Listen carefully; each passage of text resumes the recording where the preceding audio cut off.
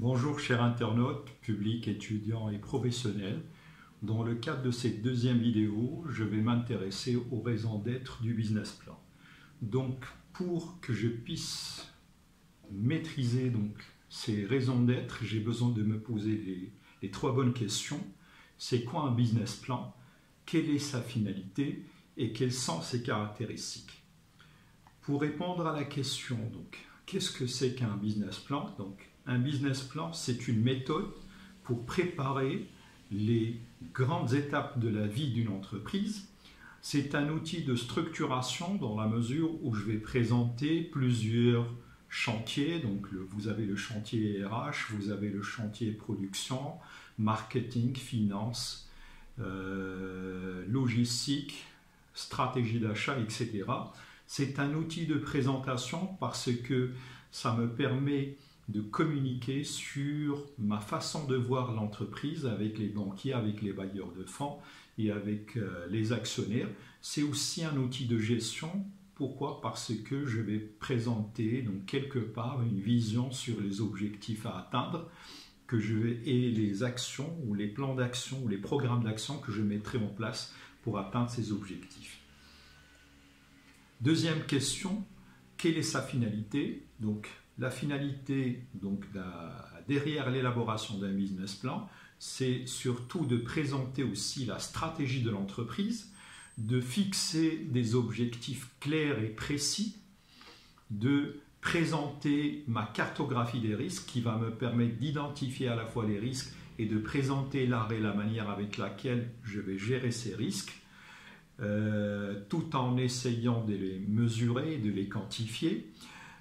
Ça permet aussi de constituer un plan d'action et une référence par rapport aux prochains travaux que je m'apprêterai à présenter. Donc, si je m'engage dans une stratégie de développement par la suite, au-delà des 3 premières années de lancement, ça permet aussi de montrer comment et quels sont les moyens humains, techniques et autres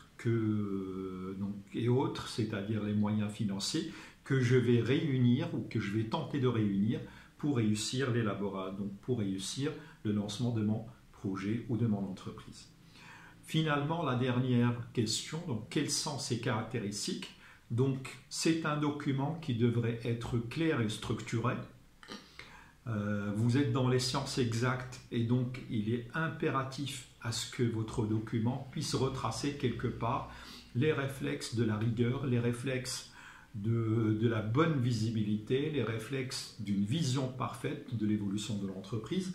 C'est un document succinct parce qu'il permet de rappeler les étapes clés que vous avez franchies pour l'élaboration de votre projet. C'est un dossier complet parce que avec les annexes et avec l'ensemble des étapes que vous aurez franchies, vous allez présenter quelque part un tour d'horizon sur la création de votre entreprise. C'est un document qui devrait s'adapter au public visé. Donc, votre public, il va différer par rapport à la dimension dans laquelle vous allez vous inscrire. Est-ce que vous êtes dans la phase de recherche d'investisseurs? Est-ce que vous êtes dans la phase de recherche ou est-ce que vous êtes dans une phase de recherche de partenaires ou d'actionnaires, etc.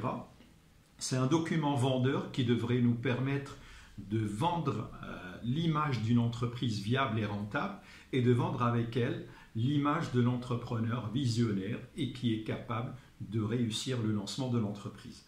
C'est un document qui devrait être aussi réaliste et crédible parce qu'il devrait donner une grande assurance et donner confiance par rapport à l'équipe dirigeante, par rapport à l'entrepreneur et par rapport à l'entreprise.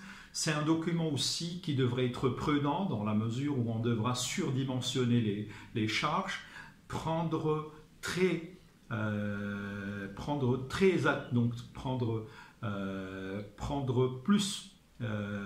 d'attention et de temps ou accorder plus de temps à la variable des risques. Et aussi, c'est un document ambitieux qui devrait permettre de retracer quelque part quelles sont les attentes recherchées à travers le lancement de la création d'entreprise et éventuellement à travers la production de ce business plan. Merci de votre attention.